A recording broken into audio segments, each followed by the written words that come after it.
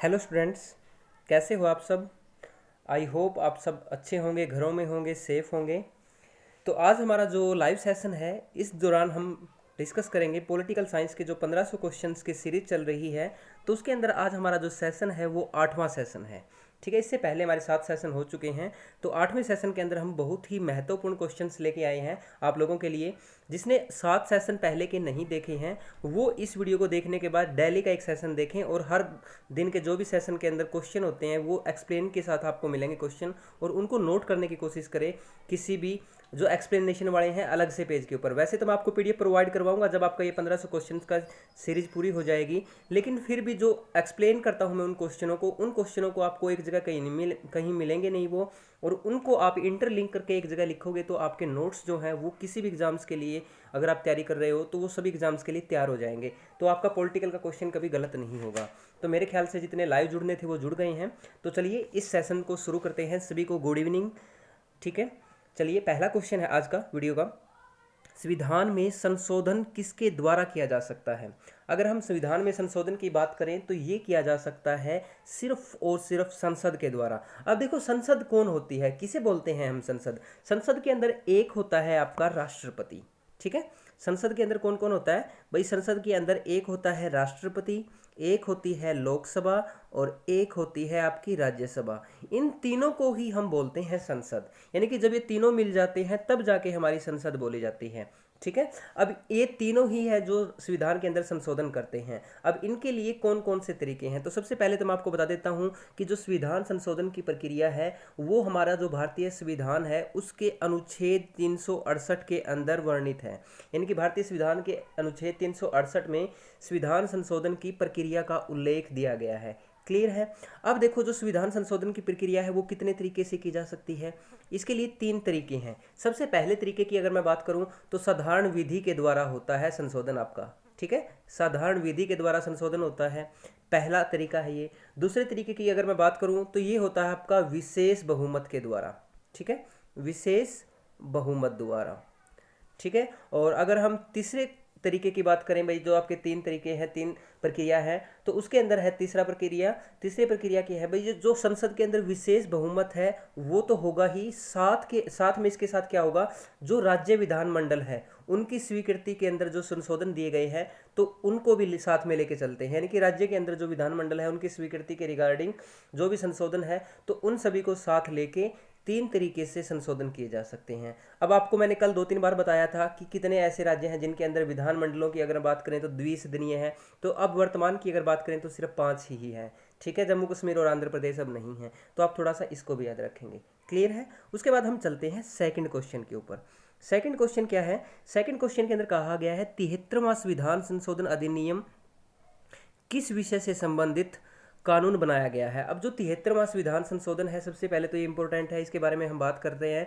तो 73वां संविधान संशोधन ये पंचायती राज व्यवस्था से है जो 1992-93 में हुई थी। यानी कि 1992-93 में जिसका वर्णन मिलता है। तो ये 73वां संविधान संशोधन था, जो 73वां संविधान संशोधन 1992-93 में हुआ। अगर आप डेट देखोगे तो इसकी डेट मैं आपको बता देता हूँ, 25 अप्रैल 1993। ठीक है, 25 अप्रैल 1993 था जब आपका 73वां संविधान संशोधन था वो आपका लागू हुआ था। यानी कि संविधान के अंदर 73वां संविधान संशोधन हुआ था। इसके अंदर पंचायती राज व्यवस्था का वर्णन मिलता है, और इसी के अंदर भारतीय संविधान के अंदर 11वीं अनुसूची जोड़ी गई थी। तो भारतीय संविधान की कौन सी अनुसूची जोड़ी गई थी, इसके अंदर 11वीं अनुसूची जोड़ी गई, यानी कि 11 नंबर शेड्यूल है। अब अगर आपसे पूछा जाए कि इसके अंदर कौन से भाग में है ये अनुसूची, तो आपकी मिल गई पंचायती राज व्यवस्था को लेकर 11वीं, लेकिन भाग कौन सा है, भाग भी पूछ सकता है ना। तो मूल संविधान में 22 भाग थे, जबकि वर्तमान की अगर बात करें तो 25 भाग है। तो इसको कौन से भाग में जोड़ा है, तो इसको संविधान के जो भाग है 9 में जोड़ा है भाई, भाग 9 में। ठीक है, अब भाग 9 के अंदर आप ये पूछोगे कि अनुच्छेद कौन सा है, तो अनुच्छेद भी मैं आपको लगे हाथों बता देता हूँ। अनुच्छेद एक तो है इसका 243। ठीक है, एक तो है 243, और दूसरा जो अनुच्छेद है वो 243 कैसे स्टार्ट होके और आपका 243 अण तक है। ठीक है, 243 कैसे स्टार्ट होके 243 अण तक अनुच्छेद है पंचायती राज व्यवस्था के। सिर्फ 73वां संविधान संशोधन बताया है मैंने आपको पंचायती राज व्यवस्था से। क्लियर है। उसके बाद देखो, किस मौलिक अधिकार को डॉक्टर अंबेडकर द्वारा संविधान का हृदय और आत्मा कहा गया है? ये क्वेश्चन बहुत बार रिपीटेड है। अनुच्छेद 32 है, ठीक है, जिसे मौलिक अधिकार के अंदर आता है ये आपका संवैधानिक उपचारों का अधिकार, ठीक है। अभी वर्तमान में 6 ही मौलिक अधिकार है, 7वां जो मौलिक अधिकार था संपत्ति का अधिकार, उसको समाप्त कर दिया गया है।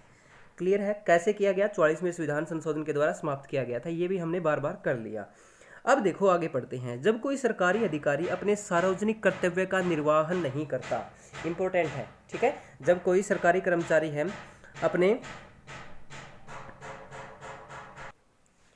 जब कोई सरकारी कर्मचारी अपने सार्वजनिक कर्तव्य का निर्वाह नहीं करता है और जिसके कारण व्यक्ति के मौलिक अधिकारों का हनन होता है, तो व्यक्ति के अगर मौलिक अधिकारों का हनन होता है किसी भी तरीके से, तो जो न्यायालय होता है, उच्च न्यायालय हो चाहे वो आपका उच्चतम न्यायालय हो, ठीक है, तो किस रीट के आधार पर पदाधिकारी को उसके कर्तव्य का पालन करने का आदेश जारी करता है। अब देखो इंपॉर्टेंट है वैसे तो आपका, अब मैं आपको बता देता हूँ सबसे पहले तो इसका क्वेश्चन की अगर हम बात करें, जो सुप्रीम कोर्ट होता है या हाई कोर्ट होता है, अगर किसी भी व्यक्ति के मौलिक अधिकारों का हनन होता है तो उसके रिगार्डिंग जो सुप्रीम कोर्ट है वो 5 तरीके से रीट जारी करता है भाई, 5 तरीके से, ठीक है। अब वो 5 तरीके कौन कौन से हैं? न्यायालय के अंदर जो आते हैं, न्यायालय के मौलिक अधिकारों के अंदर आते हैं, यानी कि मौलिक अधिकारों का रक्षक किसे कहा जाता है? अगर आपसे ये क्वेश्चन पूछा जाए ना पहले तो, मौलिक अधिकारों का रक्षक। अब हमारे जो मौलिक अधिकार अगर हनन होते हैं तो हम किसकी सपोर्ट लेंगे, हम किसके शरण लेंगे? तो मौलिक अधिकारों का अगर हनन होता है तो हम शरण लेंगे या तो हाई कोर्ट की और या सुप्रीम कोर्ट की, ठीक है। तो हाई कोर्ट या सुप्रीम कोर्ट हम इनको क्या कह सकते हैं? इनको हम कह सकते हैं मौलिक अधिकारों का रक्षक। पहला क्वेश्चन था, वेरी वेरी इंपॉर्टेंट।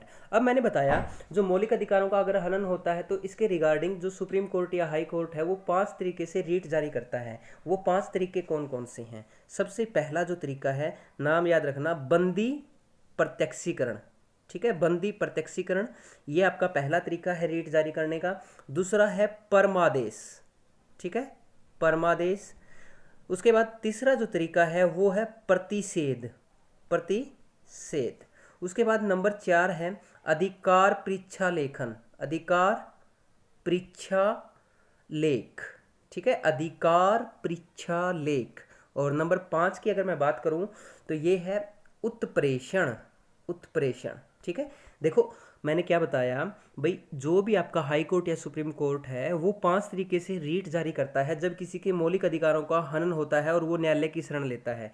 तो इस केस के अंदर 5 तरीकों में से यहाँ पे कौन सा तरीका चलता है? जब कोई भी सरकारी कर्मचारी हो, सार्वजनिक कर्तव्य का निर्वाह न करे तो उसके रिगार्डिंग जो न्यायालय है वो उसको परम आदेश देगा, उसको परम आदेश के द्वारा भाई उसको आदेश देगा कि आप अपने कर्तव्यों का पालन करें, ठीक है, आप इसकी कार्यवाही को देखें। आप जैसे मान के चलो आप किसी पुलिस डिपार्टमेंट के पास गए, वहाँ पे आपके कोई आपका कार्रवाई नहीं हो रही, आपकी एफआईआर नहीं सुनी लिखी जा रही है, या फिर आपके प्रति मतलब जो भी है आपके मौलिक अधिकारों का हनन हो रहा है, तो उस दौरान क्या करेगा? जो कर्मचारी आपके ऊपर ज्यादती कर रहा है तो आप न्यायालय की शरण ले सकते हो और उस कर्मचारी के रिगार्डिंग आप उसकी रिपोर्ट दे सकते हो और फिर न्यायालय उसको आदेश देगा भाई आप अपनी ड्यूटी जो है उसको परमादेश देगा, आप अपनी ड्यूटी अच्छे तरीके से करें। तो उसके रिगार्डिंग हम बोलते हैं कि परमादेश। वैसे तो मैं सारे डिस्कस करूंगा तो बहुत लंबा हो जाएगा, जब मैं आपको न्यायालय करवाऊंगा ना तब बड़े अच्छे तरीके से बताऊंगा इनको, ठीक है। जब कोई व्यक्ति किसी सार्वजनिक पद पर गैर कानूनी तरीके से बना रहता है और उसके विरुद्ध रीट न्यायालय द्वारा जारी किया जाएगा, इनके कौन सा रीट जारी किया जाएगा? जैसे मैंने आपको बताया 5 तरह के रीट जारी किए जाते हैं, 5 तरह के। अब यहाँ पे जो दूसरा रीट जारी किया जाएगा, यहाँ पे किया जाएगा अधिकार परीक्षा, यानी कि धक्के से ही अधिकार रखा है ना उसने, तो उसको बोलेंगे अधिकार परीक्षा। कहीं भी निवास करने की स्वतंत्रता पर किस राज्य में प्रतिबंध है? अब देखो ये क्वेश्चन अब यहाँ पे काम नहीं करेगा, लेकिन आपको मैंने एक क्वेश्चन बताया था, ये पहला क्वेश्चन है भाई, पहले जम्मू कश्मीर के अंदर ऐसा था लेकिन अब नहीं है। निवास करने की स्वतंत्रता भारत में किसी भी व्यक्ति को किसी भी राज्य के अंदर है, लेकिन ये कैसे है? ये आपका एक मौलिक अधिकार है। मौलिक अधिकार कौन सा है? जो दूसरा मौलिक अधिकार है स्वतंत्रता का मौलिक अधिकार, स्वतंत्रता का मौलिक अधिकार। और स्वतंत्रता का मौलिक अधिकार के अंदर आपके जो अनुच्छेद है वो है 19 से 22। इसके अंदर मैंने बताया था अनुच्छेद जो 19 है ना, अनुच्छेद 19 के अंदर आपके 6 तरह के मौलिक अधिकार और हैं, यानी कि 6 तरह की चीजें दी गई हैं आपकी अनुच्छेद 19 के अंदर। 7वां जो मौलिक अधिकार दिया गया था, संपत्ति का अधिकार था, उसको हटा दिया गया है 44वें संविधान संशोधन के द्वारा। तो यहाँ पे 6 तरह के दिए गए थे और पिछली वीडियो के अंदर मैंने आपको 6 के 6 बताए थे, ठीक है। उनमें से एक ये है आपका कहीं भी निवास करने का। तो कहीं भी निवास करने के लिए मैं आपको बता देता हूँ 19E है आपका, जिसके तहत आप क्या कर सकते हो? पूरे हिंदुस्तान की अगर हम बात करें, भारत की अगर बात करें, इंडिया की बात करें, तो आप कहीं भी निवास स्थान ग्रहण कर सकते हो और ये आपका मौलिक अधिकार है। और अनुच्छेद कौन सा कहता है ये बात? अनुच्छेद 19 ई कहता है। आगे देखते हैं, पंचायती राज व्यवस्था को किस संविधान संशोधन द्वारा संवैधानिक दर्जा प्रदान किया गया? तो ये 73वां संविधान संशोधन हमने ऊपर डिस्कस किया है। संविधान के किस अनुच्छेद में संशोधन करके अनुसूचित जाति तथा अनुसूचित जनजाति आयोग की स्थापना की गई है? तो अनुच्छेद ये 338 के अंदर किया गया है। इसके बारे में भी हमने कल डिस्कस किया था। उसके बाद है, संविधान के किस संशोधन के आधार पर राज्यों की विधानसभाओं में आंग्ल भारतीय समुदाय के लोगों को मनोनीत करने का अधिकार राज्यपाल को प्राप्त है? ये 23वां संविधान संशोधन है भाई, जो 1969 के अंदर हुआ था। देखो, आंग्ल भारतीय वाला कंसेप्ट के लिए आप है ना मेरी थ्योरी क्लासेस देखें, वहाँ पे मैंने आपको बड़े अच्छे तरीके से करा रखा है कि आंग्ल भारतीय को अब ये कंसेप्ट जो है खत्म कर दिया गया है। इसके लिए कौन सा विधेयक है, कौन सा संशोधन है, वो सारी बातें मैंने 104वां विधेयक है वो, मतलब सारी बातें मैंने आपको बता रखी हैं। क्यों किया है वो सारी चीज़ें उसके अंदर हैं, यहाँ पे ज़्यादा डिस्कस नहीं करेंगे, ठीक है, क्योंकि थ्योरी क्लासेज आपकी इसीलिए हैं, वहाँ पे आपको अच्छे से डिटेल मिले। उसके बाद है आपका, संघ लोक सेवा आयोग के लिए व्यय का भार कौन वहन करता है? यानी कि जो संघ लोक सेवा आयोग का जो भार होता है वो कौन वहन करता है? अब देखो, यहाँ पे भारत की संचित निधि करती है। भारत की संचित निधि के बारे में मैंने वैसे आपको बताया है, भारत की संचित निधि वाला थोड़ा सा दोबारा बता देता हूँ। इसका वर्णन जो मिलता है वो अनुच्छेद 266(1) में मिलता है भाई। इसकी जो भारत की संचित निधि होगी, इसका वर्णन मिलेगा। अब भारत के अंदर जो भी राजस्व की एक निधि होती है ना, यानी कि जो भी खर्चे होते हैं राजस्व के, तो वो जो उसके लिए जो भी एक निधि होगी वो आपकी कौन सी होगी? संचित निधि होगी। इस संचित निधि की अगर मैं बात करूं तो ये किस किस का व्यय उठाती है? तो किस किस का व्यय वहन करती है? एक तो आपकी लोक सेवा करती है, ठीक है। इसके अलावा अगर आपसे पूछ लिया जाए भाई, राष्ट्रपति के बारे में पूछ लिया जाए, तो राष्ट्रपति का भी यही वहन करेगी, ठीक है। राष्ट्रपति का वेतन, भत्ता, जो भी अन्य व्यय हैं। राष्ट्रपति के अलावा राज्यसभा का जो सभापति है उसका भी, राज्यसभा का उपसभापति है उसके लिए भी, लोकसभा का अध्यक्ष है उसके लिए भी, लोकसभा का उपाध्यक्ष है उसके लिए भी, सर्वोच्च न्यायालय का मुख्य न्यायाधीश है उसके लिए भी, या अन्य न्यायाधीश हो उसके लिए भी, उच्च न्यायालय के जो भी मुख्य न्यायाधीश या अन्य न्यायाधीश है उनके लिए भी होता है। इसके अलावा जो भारत का नियंत्रक एवं महालेखा परीक्षक है उसके लिए भी होता है, ठीक है। तो ये जो आपका मैंने बताया है कि जो संचित निधि होती है वो किस किस का भार ढोती है, यानी कि किस किस के वेतन भत्ते व्यय सारे का खर्च का लेखा जोखा रखती है। तो कहाँ से दिए जाते हैं उनको? ये संचित निधि से दिए जाते हैं। दोबारा बता देता हूँ भाई, संचित निधि का इसका वर्णन अनुच्छेद 266 के 1 में मिलता है, ठीक है। अब देखो, ये किस किस का भार होती है? सबसे बड़ा राष्ट्रपति, राष्ट्रपति के बाद उपराष्ट्रपति, उपराष्ट्रपति यानी कि राज्यसभा का को क्या हुआ वो? राज्यसभा का सभापति। अब राज्यसभा का सभापति आ गया तो राज्यसभा का उपसभापति भी ले लो। अब राज्यसभा का सभापति उपसभापति दोनों आ गए हैं तो लोकसभा का अध्यक्ष ले लो, लोकसभा का उपाध्यक्ष भी ले लो, ले लिए सारे के सारे। अब सुप्रीम कोर्ट का मुख्य न्यायाधीश ले लो, ठीक है, सुप्रीम कोर्ट के अन्य न्यायाधीश भी ले लो, हाई कोर्ट का मुख्य न्यायाधीश ले लो, हाई कोर्ट के अन्य न्यायाधीश भी ले लो, फिर भारत का नियंत्रक एवं महालेखा परीक्षक है उसको भी ले लेते हैं, ठीक है। तो इस तरह से आपके जो ये मैंने बताए हैं आपको, ये ऐसे व्यक्ति हैं, यानी कि ऐसे पद हैं भारत के संविधान के अंदर जिनका जो भी व्यय है, जो भी आपके वेतन होते हैं, तो वो सारे के सारे संचित निधि से दिए जाते हैं। क्लियर है भाई? उसके बाद आगे चलते हैं नेक्स्ट क्वेश्चन की तरफ। दो राज्यों के लिए संयुक्त उच्च न्यायालय सत्याज्ञापित करने का अधिकार किसको प्रदान किया गया है? मेरी हिंदी थोड़ी ज़्यादा ही ठीक है, इसलिए देख लेना भाई। दो राज्यों के लिए ऐसे कौन से दो राज्य हैं? तो संयुक्त न्यायालय के लिए जो किया गया भाई, कोई भी उच्च न्यायालय हो सकता है, कोई भी दो राज्य ऐसे हैं, जैसे पंजाब हरियाणा दो राज्य हैं, उनका संयुक्त उच्च न्यायालय है, तो ये अधिकार किसको है? संसद को प्रदान किया गया है, ठीक है। इसके अलावा कोई भी दो राज्य हो सकते हैं, कोई जरूरी नहीं है आपके दो राज्यों का। जैसे असम की अगर बात करें, असम के अंदर 3-4 आते हैं आपके। महाराष्ट्र की बम्बई की बात करें तो वहाँ पे भी मैंने आपको कल बताया था, बम्बई के अंदर गोवा भी आता है आपका, महाराष्ट्र भी आता है, दमन दीव दादरा नगर हवेली, ये सारी चीज़ें आती हैं। थोड़ा सा फास्ट इसलिए करवा रहा हूँ क्योंकि ये चीज़ें मैंने कल करवा दी है, और फास्ट करवाने से आपकी स्पीड अपने आप इंक्रीज होगी। अगर मैं आपको स्पीड में करवाऊंगा ना तो आप भी अपनी स्पीड को ऐसे ही बढ़ाओगे, और अगर आपकी भी स्पीड पढ़ाई में बढ़ गई ना, फिर आप कहीं भी मार नहीं खाओगे, क्योंकि आपको पढ़ना अभी स्टार्टिंग में धीरे धीरे धीरे धीरे करके ही तो आपकी स्पीड इंक्रीज होगी, और स्पीड के साथ आपकी एक्यूरेसी भी इंक्रीज हो जाएगी।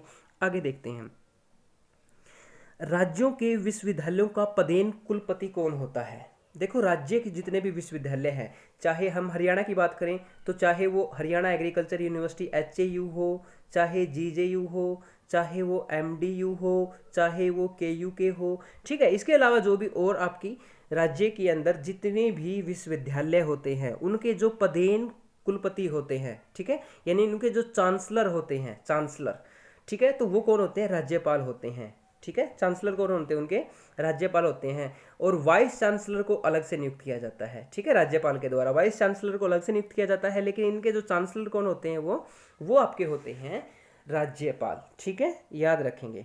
उसके बाद है जिन प्रश्नों का उत्तर सदस्य लोकसभा राज्यसभा तुरंत चाहता है उसे किस प्रकार का प्रश्न पूछा जाता है? तारांकित प्रश्न। अब देखो भाई, तारांकित प्रश्न के बारे में मैंने थ्योरी क्लासेज के अंदर बड़े अच्छे से करवाया है भाई। क्यों पूछे जाते हैं तारांकित प्रश्न, किससे पूछे जाते हैं, कितने पूछ सकते हैं लोकसभा में, राज्यसभा में कितने पूछ सकते हैं, एक दिन में कितने पूछे जाते हैं कम से कम, और एक व्यक्ति कितने पूछ सकता है, अतारांकित कौन से प्रश्न होते हैं, अल्प सूचना वाले कौन से होते हैं, ये सारी बातें मैंने थ्योरी क्लासेज के अंदर बता रखी हैं। तो मैं यहाँ पे वीडियो ज़्यादा लंबी हो जाती है इसलिए नहीं बताऊँगा, क्लियर है। फिर देखो, विधानसभा के लिए हुए निर्वाचन में कांग्रेस की कितने सीटें मिली थी? तो कांग्रेस को जब विधानसभा का निर्वाचन हुआ था 208 सीटें मिली थी, सबसे बड़ी पार्टी थी उस समय की। कार्य संचालन में राष्ट्रपति की सहायता करने से पूर्व किसके उपनिवेश थे? मंत्रिपरिषद के उपनिवेश थे, ठीक है। किस सूची के विषय में केंद्र तथा राज्य दोनों का क्षेत्राधिकार आते हैं? तो समवर्ती सूची के बारे में हमने आपको बार बार डिस्कस किया है। इसके बारे में रजिस्ट्रीकरण या नागरिकता प्राप्त करने के लिए किसी व्यक्ति को अन्य शर्तों के साथ भारत में कम से कम कितने वर्ष का निवास प्रमाण पत्र देना आवश्यक होता है? कम से कम 5 वर्ष का देना होता है भाई, ठीक है। अगर आप रजिस्ट्रेशन के थ्रू भी भारतीय नागरिकता लेते हो तो उसके अंदर भी आपको 5 साल का टाइम लगता है, ठीक है। प्रशासकों की आचार संहिता किसे कहा गया है? नीति निर्देशक तत्वों को कहा गया है। प्रशासक किसको बोलते हैं भाई? जो लेफ्टिनेंट गवर्नर होते हैं उनको बोलते हैं। उपराज्यपाल जो होते हैं, ठीक है, उपराज्यपालों की जो आचार संहिता होती है उसके बारे में कहा गया है नीति निर्देशक तत्व। अब नीति निर्देशक तत्वों के बारे में थोड़ा सा बता देता हूँ आपको, कौन से भाग में मिलते हैं नीति निर्देशक तत्व। अब देखो, भूल जाते हैं। देखो, पहला क्वेश्चन क्या है, अब भूलना नहीं है आपको किसी भी चीज़ को। सीरीज से याद करोगे ना तो कोई भी चीज़ नहीं बोलोगे। 1 से 4 पहले भाग में मिलते हैं अनुच्छेद, ठीक है, ये आपका राज्यों का गठन होगा, ठीक है। आपको उसके बाद 5 से 11 नागरिकता से रिलेटेड हो गया, ठीक है। 12 से 35 मैंने आपको बताया है मौलिक अधिकार। ये बार बार इसलिए बता रहा हूँ ताकि आपको टिप्स पे याद हो जाए, ठीक है, और आपको कहीं भी दिक्कत ना हो। फिर उसके बाद 36 से 51 की अगर बात करूँ और 51 कै की अगर मैं बात करूँ तो 36 से 51 ये भाग 4 है आपका, और ये भाग 51 कै का है भाग 4 कै।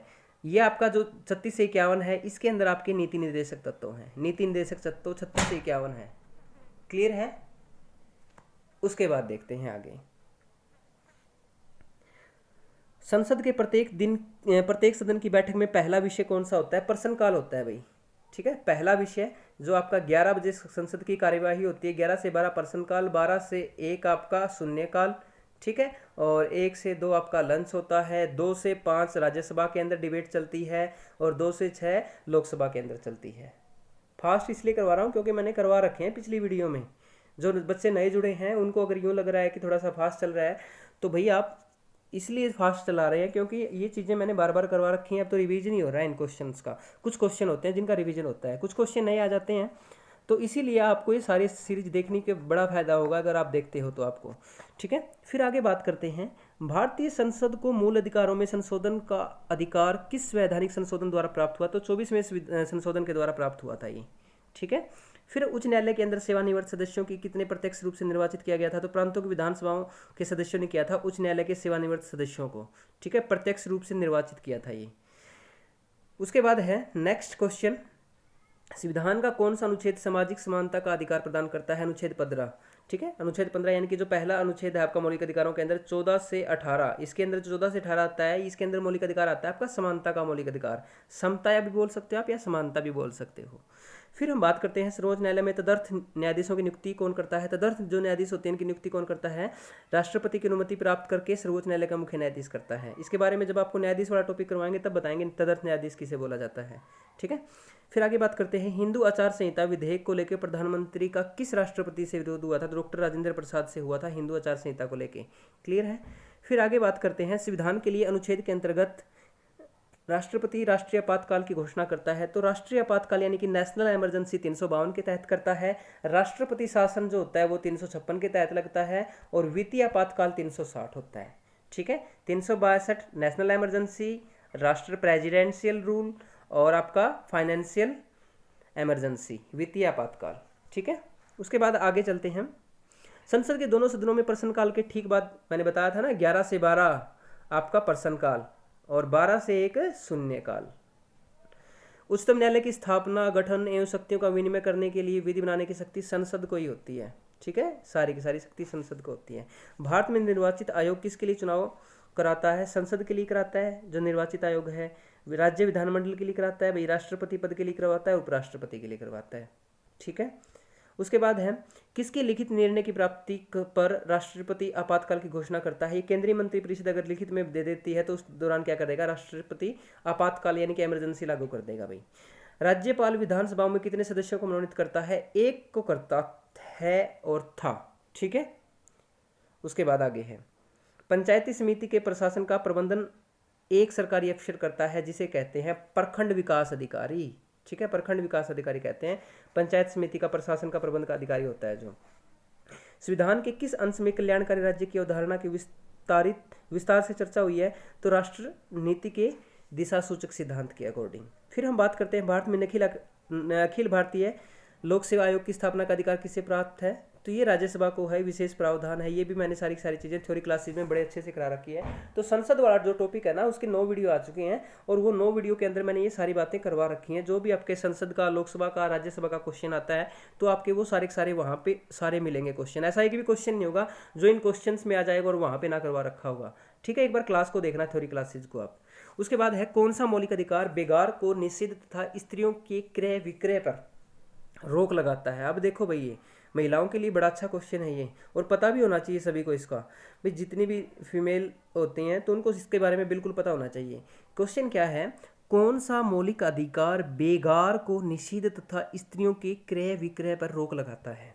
ठीक है, तो ये है शोषण के विरुद्ध अधिकार, यानी कि स्त्रियों का हम शोषण नहीं कर सकते, ना ही उनको लेया देई कर सकते हैं। खरीदारी मतलब लेया देने का मतलब यहाँ पे क्रय विक्रय, उनकी खरीदारी बेचा जो होती थी, पहले बच्चियों को बेच दिया जाता था इस तरह से। ठीक है, एक्सपोर्ट इंपोर्ट का जो सिस्टम चलता था, तो ये सारी चीज़ें इनके क्या थी? शोषण के विरुद्ध। इनके ऊपर बहुत ज़्यादा अत्याचार हो करते थे कुछ, यहाँ पे आपने देखा भी होगा। तो इस तरह से आप मूवीज़ के अंदर भी देखा हो आपने, जैसे ये होता है इनकी तस्करी वगैरह करते हैं किसी भी चीज़ की, फिर इसी तरीके से तस्करी का यानी कि बेगार में निषिद्ध इन चीज़ों के मतलब यहाँ पे मौलिक अधिकारों के तहत बैन किया गया है, और साथ में स्त्रियों के लिए भी किया गया है। ठीक है, तो ये सारे के सारे अपने मौलिक अधिकार हैं। इनके तहत कौन से मौलिक अधिकार होते हैं? ये शोषण के विरुद्ध मौलिक अधिकार होते हैं। इनके बारे में जब आपको करवाएंगे तो उस दौरान और अच्छे से बताएंगे इनके बारे में। क्लियर है? उसके बाद है राष्ट्रपति और उपराष्ट्रपति से संबंधित चुनाव विवादों का निपटारा करने का अधिकार उच्चतम न्यायालय को है। यह उसका क्या है? प्रारंभिक अधिकार है भाई। ठीक है, जो राष्ट्रपति और उपराष्ट्रपति के संबंधित चुनाव के अंदर कोई भी निपटारा हो गया तो सुप्रीम कोर्ट क्या करेगा? उसका प्रारंभिक अधिकार है, उनका निपटारा करेगा। ठीक है, उनके विवादों को सुलझाएगा। संविधान में उल्लेखित मौलिक अधिकारों में से कौन सा मौलिक अधिकार को निलंबित कर सकता है? कौन कर सकता है? सिर्फ राष्ट्रपति कर सकता है मौलिक अधिकार को निलंबित। एक व्यक्ति क्या एक से अधिक राज्यों का राज्यपाल हो सकता है? बिल्कुल हो सकता है।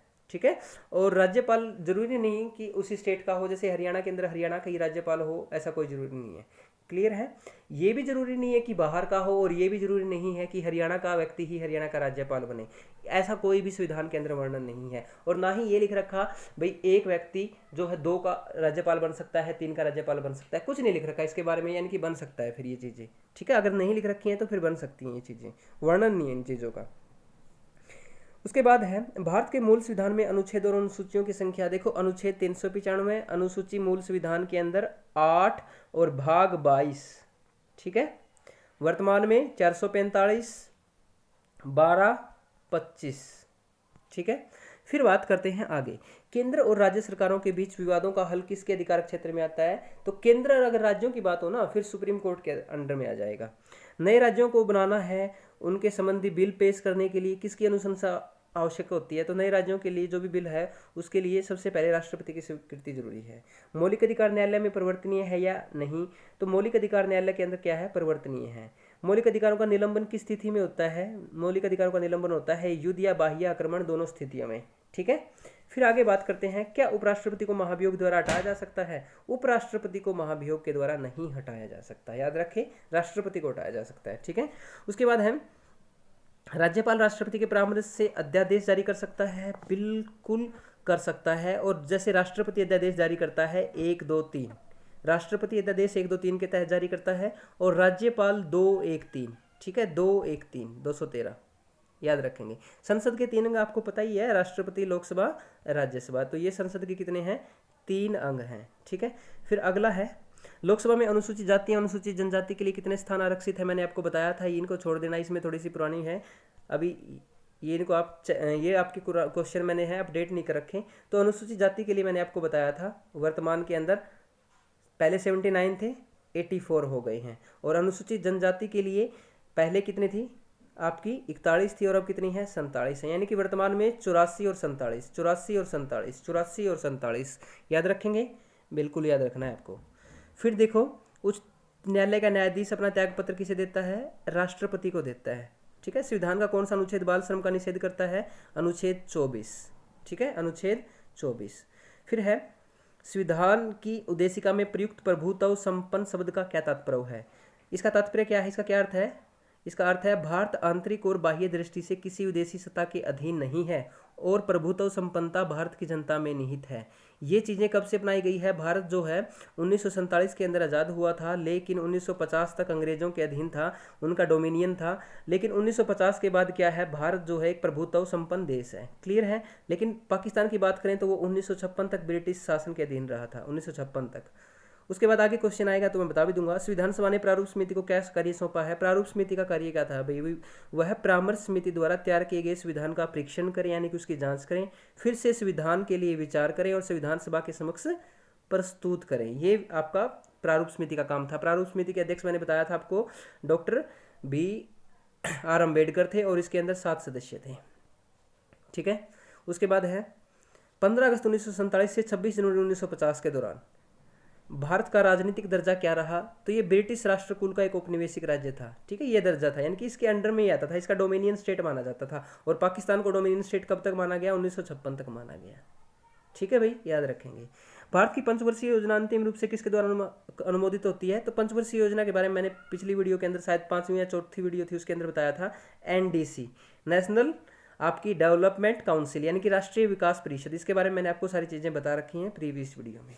कौन सा प्राधिकरण भारत की समेकित निधि में राज्यों का राजस्व सहायता अनुदान देने वाले सिद्धांतों की अनुशंसा करता है, तो ये वित्त आयोग है। वित्त आयोग का गठन आपको पता भी है, प्रत्येक 2 वर्ष के बाद किया जाता है, ठीक है। फिर आगे बात करते हैं, ब्रिटिश प्रधानमंत्री एटली ने भारत को सत्ता सौंपने की घोषणा किस तिथि को की थी, तो ये 20 फरवरी 1947 को की थी, यानी कि लेबर पार्टी का जो लॉर्ड क्लीमेंट एटली थे, तो उन्होंने की बात हो रही है। तो उस दौरान क्या थे, जब भारत आज़ाद हुआ उस दौरान ये प्रधानमंत्री हुआ करते थे ब्रिटेन के अंदर। उसके बाद है किस राज्य के क्षेत्र में वृद्धि करने का अधिकार संसद को किस अनुच्छेद के अनुसार प्राप्त है, तो अनुच्छेद 3 है, जिसके अंदर किसी भी राज्य या नए राज्य के अंदर या फिर किसी भी राज्य की सीमा के अंदर या किसी भी राज्य का नाम परिवर्तन है, तो उन सभी के बारे में अनुच्छेद 3 बताता है हमें, ठीक है। किसी भी राज्य के अंदर वृद्धि करनी है, उसका नाम परिवर्तन करना है या नए भूभाग को मिलाना है, तो उन सभी का वर्णन किसके अंदर आता है, अनुच्छेद 3 के अंदर आता है, ठीक है। भाग पहला है ये, क्लियर है। तो आज की वीडियो के अंदर हमने इतने ही क्वेश्चन करने हैं। नेक्स्ट वीडियो के अंदर आप लोगों के लिए और अच्छे अच्छे क्वेश्चन लेके आएंगे। आज आपको सेशन कैसा लगा है, चाहे वो न्यू स्टूडेंट हो चाहे वो पुराने स्टूडेंट हो, जल्दी से हमें कमेंट करके बताएं।